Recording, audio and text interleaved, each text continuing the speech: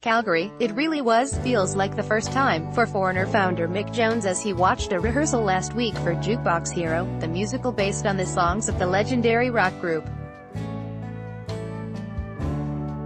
But it was a familiar tune before the opening act that initially caught his attention.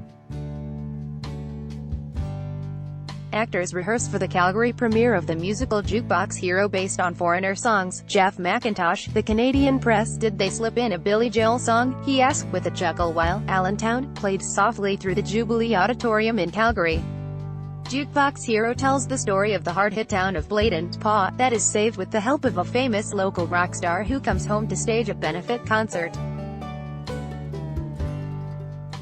Jones said it is set in the Rust Belt where a lot of communities, once mighty producers of steel, are struggling and many young people are dreaming of a way out.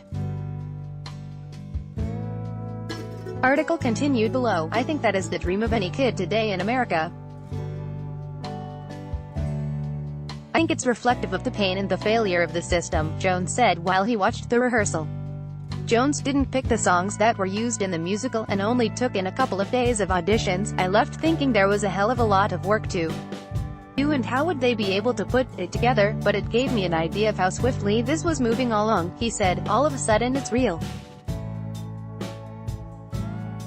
You talk about it and then suddenly you're looking at this and it's like this is it. The narrator set up the dream of three young men hoping to be jukebox heroes. During the day the guys punched a clock in the steel mill, but 3 nights a week they played music at the Rusty Mullet Tavern and Mace brought his girlfriend Hillary into the mix, which is mistake no.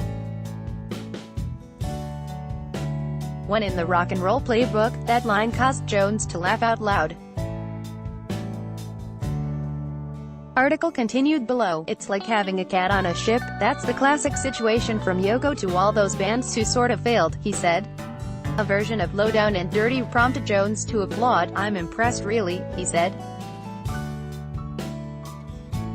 The sound is great, vocals are really good, excellent, and I didn't even know a thing about the monologue thing happening. It kind of sets it up nicely. The show debuted with 3 nights of performances in Calgary beginning Friday night, plays Edmonton August 16 to 19, and then Toronto's Ed Mirvish Theatre Feb. 21 to 24. Since the Calgary shows were workshop performances, there were no reviews, but the Calgary Herald reported thunderous applause and cheers from the audience at the first show. Jeff Perry, founder and CEO of Veteran Productions, said he's cautiously hopeful about the ongoing success of the musical. It's kind of like giving birth, right?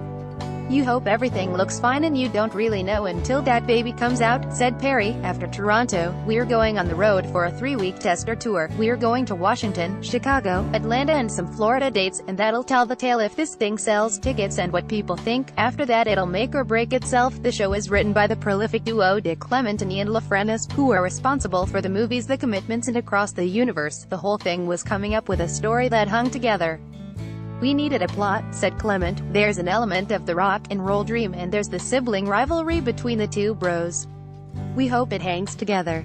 I can't wait to see it myself. Tracy Fly, who's responsible for staging and choreography, said she has her fingers crossed. I think the biggest challenge is trying to deal with a product we'd never done before to get the story the way we would like it in a short period of time and to bring it to life in a way that feels authentic to the music and to the characters. About a dozen of the group's songs are in the musical, including I Want to Know What Love Is, Waiting for a Girl Like You, and Hot Blooded, with files from Deborah Yo.